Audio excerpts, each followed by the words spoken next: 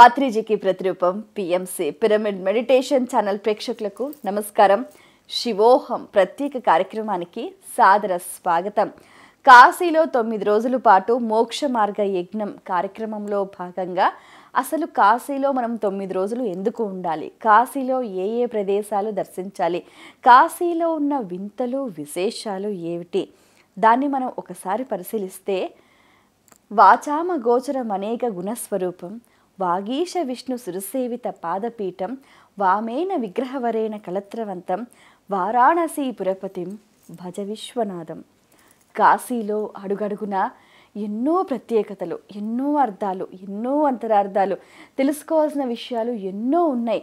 వాటన్నిటినీ మనం కొద్దిగైనా ఆ జ్ఞాన సముపార్జన చేసుకొని ఆ విజ్ఞానంతో మనం కాశీకి వెళ్ళి అక్కడ ధ్యాన సాధన చేయటము, ఆత్మ జ్ఞానాన్ని పొందటం ద్వారా అసలైన మోక్ష మార్గానికి బాటలు పడతాయి. మరి ఆ క్రమంలో కాశీ వైభవాన్ని, కాశీ విశిష్టతను గురించి సవివరంగా శాస్త్రీయంగా తెలియజేయడానికి ప్రముఖులు మనతో పాటు ఉన్నారు.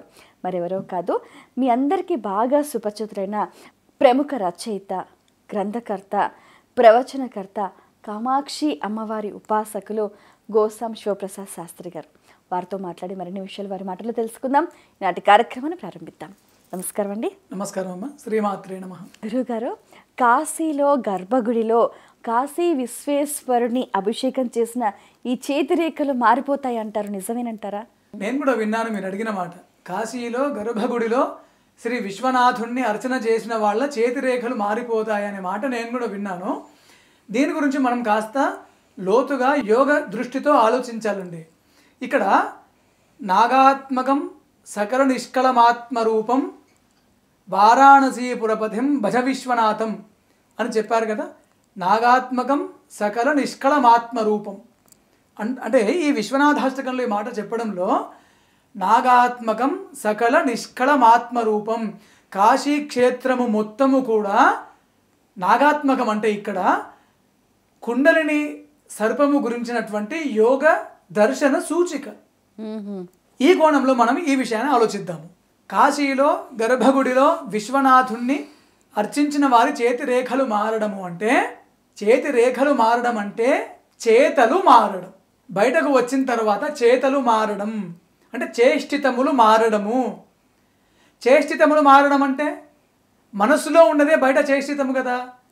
మరి విశ్వనాథుణ్ణి పూజించకంటే ముందు ఒక చేష్టితం అయితే, విశ్వనాథుణ్ణి అర్చించి వచ్చిన తర్వాత మన చేష్టితములు ఏవైతే ఉంటాయో అవి మనకు మనము యోగ శాస్త్రం చెప్పాలంటే హయ్యర్ ఇంట్యూషన్ నుంచి వచ్చే మాటలు. ఓహో, అంటే మనిషి ఇంట్యూటివ్ మైండ్ అనేది యాక్టివేట్ అవుతుంది. అంతర్బోధ అంటారు కదమ్మా. అప్పుడు అజ్ఞాన బోధ లేదుగా, ఆత్మబోధ.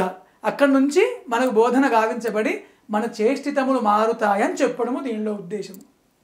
అందుకే చేతిరేఖలు మారడం అంటే చేష్టితములు, చేసే పనులలో పరిపక్వత రావడము, ఏ పని చేసినా దానిలో బ్రాహ్మీ చింతనతో చేయడము, అన్కండిషనల్ రెస్పెక్ట్తో, అన్కండిషనల్ కంపాషన్తో వర్క్ చేయడము, చేష్టితలు మారడం.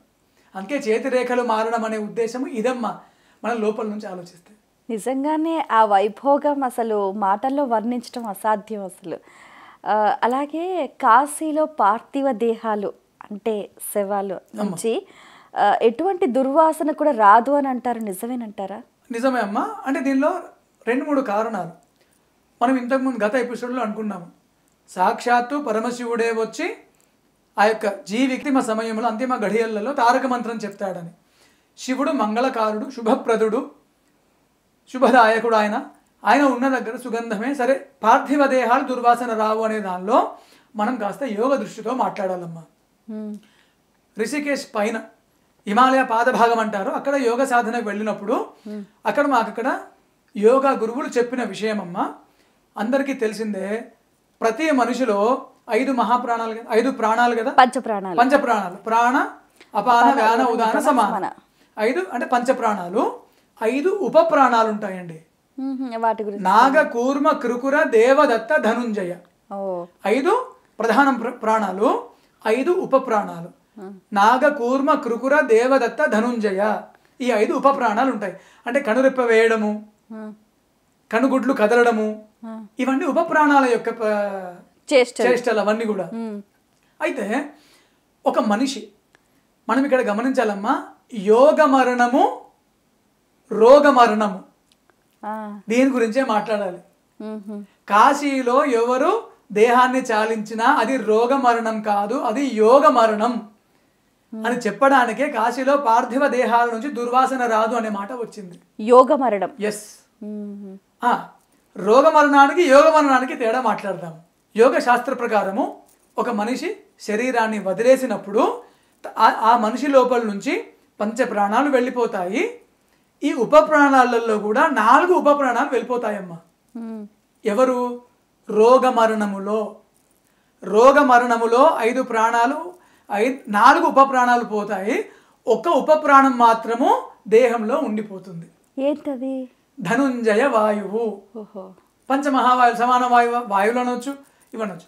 అయితే ఈ ధనుంజయ వాయువు అనేటువంటిది దేహములో మిగిలిపోవడం వల్ల ప్రాణ అపాన వ్యాన ఉదాన సమాన వాయువులుగా, నాగ కూర్మ కృగుర దేవదత్త ధనుంజయ ఉపవాయువులుగా కూడా అనుకోవచ్చు. ఈ ధనుంజయ వాయువు దేహంలో మిగిలిపోవడం వల్లనే దేహము డీకంపోజ్ అవుతుంది. అంటే దేహము కుళ్ళిపోవాలంటే దేహంలో ధనుంజయ వాయువు ఉండాలి. రోగిగా మరణించిన వాళ్ళల్లో ధనుంజయ వాయువు దేహంలోనే ఉంటుంది. అందుకే రోగిగా మరణించిన వాళ్ళల్లో ఈ ధనుంజయ వాయువు దేహాన్ని డీకంపోజ్ చేయడం వల్ల దుర్వాసన. మరి యోగి మరణంలో యోగి ఎప్పుడు కూడా ఈ నవరంధ్రాల గుండా ప్రాణోత్క్రమణ చేయడు, బ్రహ్మరంధ్రం గుండా వెళ్ళిపోతాడు కదా. యోగి మాత్రము ఈ ధనుంజయ వాయువును కూడా తీసుకుపోతాడమ్మా. అంటే 5 మహావాయువులు, పంచవాయువులను, పంచప్రాణాలను, పంచ ఉప ప్రాణాలను కూడా తీసుకుపోతాడు. ధనుంజయ వాయువు దేహంలో ఉండదు కాబట్టి దేహము కుళ్ళిపోదు. అందుకే మనం వార్తల్లో విన్నాము 400 సంవత్సరాల కింద యోగి దేహము తవ్వకాల్లో వెళ్తే ఇంకా స్వచ్ఛంగా ఉందని. అంటే ఒకటి గుర్తుంచుకోండమ్మా, ఎలాంటి వ్యక్తి అయినా కాశీకి వెళ్ళి మరణించడం వల్ల కాశీలో అతడిది యోగ మరణం. ధనుంజయ వాయువు కూడా తీసుకెళ్ళబడుతుంది కాబట్టి అతడి దేహం దుర్వాసన రాదు. అందుకే కాశ్యాంతు మరణాన్ముక్తి అంటారు. కాశీలో రోగ మరణం కాదు, యోగ మరణం. 100 సార్లు ఇది మాట్లాడాలి. ఓకే. కాశీలో గద్దలు కూడా ఆకాశంలో ఎగరవట నిజమేనా? అవునమ్మా, భలే ఉంటాయి ఇవన్నీ కూడా, కానీ నిజాలే. మనం యోగ దృష్టితో ఆలోచిస్తే ఒక యోగి చెప్పిన మాట, మీరు అడిగిన ప్రశ్నకి ఒక యోగి చెప్పిన మాట చెప్తానమ్మా. కాశీలో ఆకాశములో గ్రద్దలు ఎగరవట కదా అంటే ఈ పంచక్రోశ యాత్ర అంటారమ్మా. అవును. గొడుగు ఆకారంలో ఉన్నటువంటి పంచక్రోశ యాత్రా స్థలములో ఆకాశంలో గ్రద్దలు ఎగరవు అని అంటారు. ఇదే మాటను ఆ యొక్క యోగికి అడిగితే నిజంగా వాళ్ళ సమాధానము ఒక్కొక్క యోగిది ఒక్కొక్క తాత్విక దృష్టి, ఒక్కొక్క సాధనా దృష్టి. ఎవరు ఏం చెప్పినా మంచి కోసమే. ఇప్పుడు వాళ్ళందరూ అనుగ్రహం చేత నేనేం చెప్పినా అందరి మంచి కోసమే అన్నట్టు. అయితే ఆ యోగి చెప్పాడమ్మా, కాశీలో పంచక్రోశ ప్రాంతంలో ఆకాశంలో గ్రద్దలు ఎందుకు ఎగరవు అంటే గ్రద్దలకు ప్రధాన వేట ఏదమ్మా? పాము కదా. కాశీకి వెళ్ళిన వాళ్ళల్లో కాశీ యొక్క దివ్య చైతన్యముతో ఆ యొక్క సాధకుల్లో ఉన్న కుండలిని పాము అనేది చురుకుగా మారి షట్చక్రాలు వికసనమయ్యి ఈ కుండలిని పాము గద్దలకు దొరకకుండా చురుకుగా అటు ఇటు పరిగెత్తుతూ ఉంటుంది కిందికి మీదికి. ఏ గద్దకు దొరకదు కాబట్టి గద్దలు వెతికి వెతికి అలసిపోయి అప్పటి నుంచి కాశీలో గద్దలు ఎగరడమే మానేసినాయని చెప్పి చెప్తాడమ్మా హాస్యంగా. హాస్యంగా చెప్పినా నిజమే. కాశీ క్షేత్రంలోకి ఒక సాధకుడు వెళ్ళగానే కాశీ క్షేత్రంలో ఉన్నటువంటి దివ్య చైతన్యము ద్వారా ఇతడిలో ఉన్న కుండలిని చక్రాలు ట్రిగర్ అవుతాయి. మనం గమనిస్తే కూడా పూరీ క్షేత్రంలో కూడా ఆ గోపురం చుట్టూ కూడా ఎక్కడ గద్దలు ఎగరవంటావు. అదే అమ్మా, అంటే ఇట్లా మహిమాన్వితమైన సప్తమోక్షపురులలో కూడా ఎక్కడా కూడా గద్దలు తిరగవు. ఈ యోగి చెప్పిన కారణాన్నే కాసేపటికి మనం అవుననుకుందాం. అంటే ఆయన తప్పేం చెప్పాలి, నిజమే. మాయా అనేటువంటి గ్రద్ద, అతడి యోగి భాషలో మాయా అనేటువంటి గ్రద్ద మజ్జుగా ఉన్నటువంటి ఈ కుండలిని అనేటువంటి సర్పాన్ని పట్టుకుందామని చూస్తుందట. కానీ కాశీకి ఎవరైతే వెళ్తారో వాళ్ళ లోపల కుండలిని సర్పం అనేది చురుకుగా ఉండి గద్దలకు దొరకవు కాబట్టి గద్దలు తిరగడం మానేసినాయని చెప్పి చెప్తారమ్మా. మరొక విషయం గమనిస్తే కాశీలో మనకు ఆవు కొమ్ములతో ఎక్కడా కూడా పొడవదు అని చెప్తూ ఉంటారు. అంటే ఏంటంటే అందులో ఉన్న రహస్యం?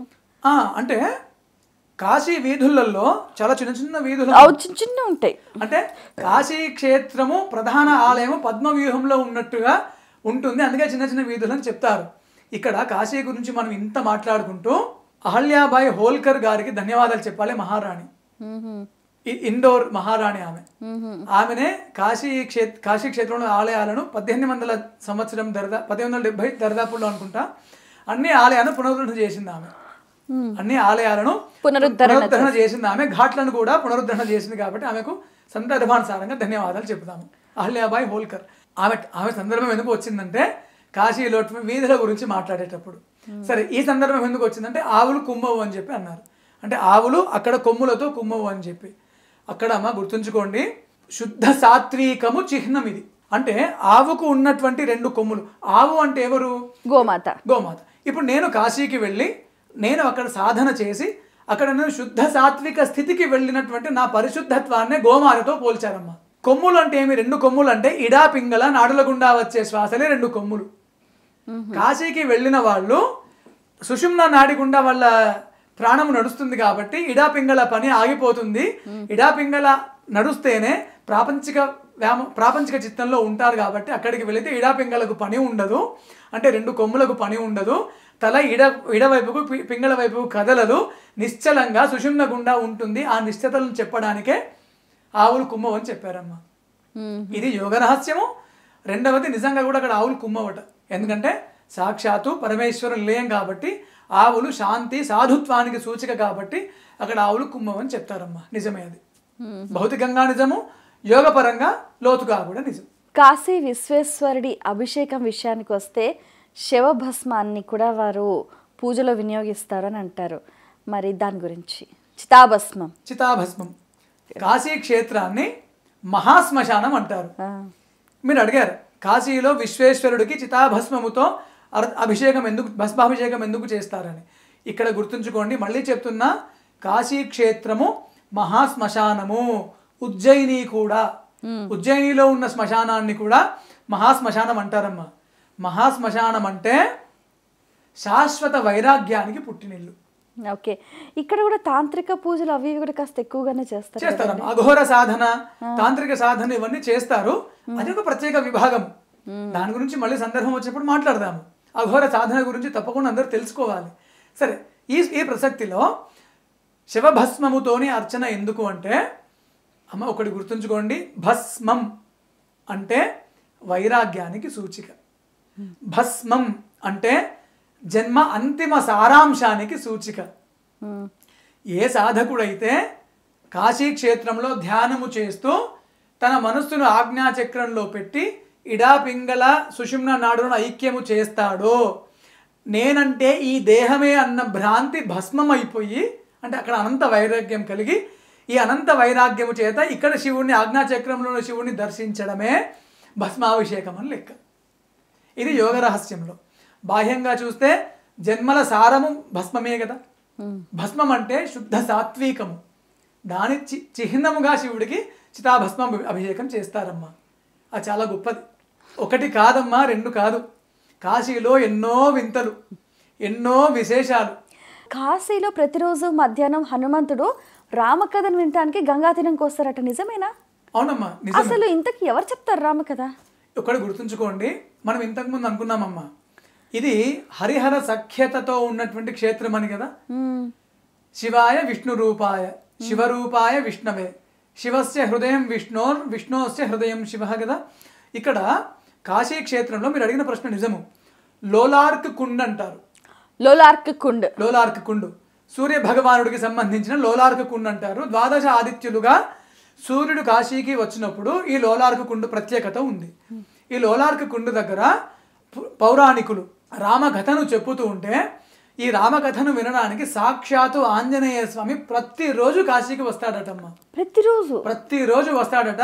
అక్కడ ప్రతిరోజు రామకథా గానము జరుగుతూనే ఉంటుందట. ఓకే, ఇక్కడ ధ్యాన సాధకులకు నేను చెప్పగలిగే సలహా ఒకటే, ఈ లోలార్క్ కుండ్ దగ్గరికి వెళ్ళి శ్వాస మీద ధ్యాసతో ధ్యానము చేయగలిగితే, అమ్మా మీరు ధనవంతులైతే మీరు ధనాన్ని ఇవ్వగలరు కదా, మీరు జ్ఞానవంతులైతే జ్ఞానాన్ని ఇవ్వగలరు. హనుమంతుడు చిరంజీవి కదా, చిరంజీవత్వాన్ని ప్రసాదించగలరు. లోలార్క కుండు దగ్గర ధ్యాన విద్యార్థులు ఎవరైనా అక్కడ వెళ్ళి ధ్యానము చేస్తే అనంతమైన బ్రహ్మజ్ఞానము, అమరత్వము, చిరంజీవత్వము ఇవన్నీ కూడా హనుమంతుడు అనుగ్రహిస్తాడు. అక్కడ ఆయన వస్తాడు కాబట్టి అందున రామ భజన చేసిన వాళ్ళ దిక్కు హనుమంతుడి యొక్క ప్రత్యేక దృష్టి. అందుకే హనుమంతుడు అక్కడికి వస్తాడమ్మా, అది నిజము. వస్తాడంటే శాస్త్రము చెప్పిన నిజము. కానీ ఆ దర్శించే భాగ్యము, ఆ దర్శించే శక్తి అందరికి ఉండాలి కదా గురుగారు. అమ్మా ఒకటి అంటే కలియుగములో పరమ దారిద్ర్యం ఏంటో తెలుసా? అనుభూతి లేకపోవడం. చేస్తున్న పనులన్నీ కూడా మొక్కుబడి మొక్కుబడి మొక్కుబడి మొక్కుబడి. ఈ మొక్కుబడి తంతులు ఏదో బయట బయట దుమ్ము అంటే పొడి దులుపుకున్నట్టు, ఏదో బయట బయట పొడి దులిపేసినట్లుగా చేసే పనులలో అనుభూతి లేదమ్మా. ఈ కలియుగంలో అదే ప్రాబ్లం. అనుభూతి చెందుతూ చేయండి.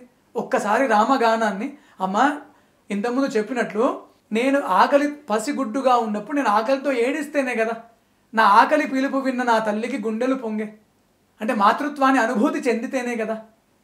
అనుభూతి చెందితే దైవశక్తి అక్కడ నిలుస్తుందమ్మా. దైవశక్తే మన ద్వారా పనిచేస్తుంది, మనముగా పనిచేస్తుంది. మీరు అడిగారు అంత హనుమంతుడు వస్తారంటున్నారు, మనం చూడగలమా? అనుభూతి ద్వారా రామభజన చేయాలి, అనుభూతి ద్వారా శ్రీరాముణ్ణి అక్కడ భజించాలి, నామజపము చేయగలిగితే అనుభూతికే ప్రధానమమ్మ. ఇంత చైతన్య పరిణామం అని మాట్లాడుతున్నాం కదా, అనుభూతి ద్వారానే చైతన్యము పరిణమిస్తుంది. అనుభూతి ప్రధానం తల్లి, తప్పకుండా కనిపిస్తారు. అనుభూతి ఉన్న యోగులకు ఎంతో మంది కనిపించారు కదమ్మా. ఓకే, అదేమ్మా. మనం గమనిస్తే కూడా శివాలయం నుంచి ఏది ఇంటికి తీసుకెళ్ళకూడదు అని చెప్తూ ఉంటారు సాధారణంగా. మరి ఇదే మన కాశీకి కూడా వర్తిస్తుంది అంటారా? అంటే కాశీ నుంచి ఇంటికి ఏం తీసుకెళ్ళాలి, ఏం తీసుకెళ్ళకూడదు? శివాలయము నుంచి ప్రసాదము ఇంటికి తీసుకురాకూడదు అనేటువంటి మాట చాలామంది ఇదే ఆఖరి నిజముగా నమ్మి ప్రసాద త్యాగము చేసి వస్తున్నారమ్మా ఇంటికి. అక్కడ నుంచి కూడా కొంచెం ఏదో ప్రసాదం తెస్తున్నారు కదా, కాశీ ప్రసాదం అని. నేను కాశీ అంటే ఇక్కడ ప్రతి శివాలయం గురించి మాట్లాడుతున్నా. మీరు అడిగిన ప్రశ్నలో ప్రతి శివాలయంలో మొదలు పెట్టారు, కాశీలో కూడా ఇదే వర్తిస్తుందా అని అడిగారు. కాబట్టి ఒకటి గుర్తుంచుకోండి అమ్మా, శివాలయంలో పరమేశ్వరుడు తిన్నటువంటి దాన్ని అంటే నైవేద్యంగా ఆరగించిన దాన్ని తొలిగా స్వీకరించేది చండీశ్వరుడు.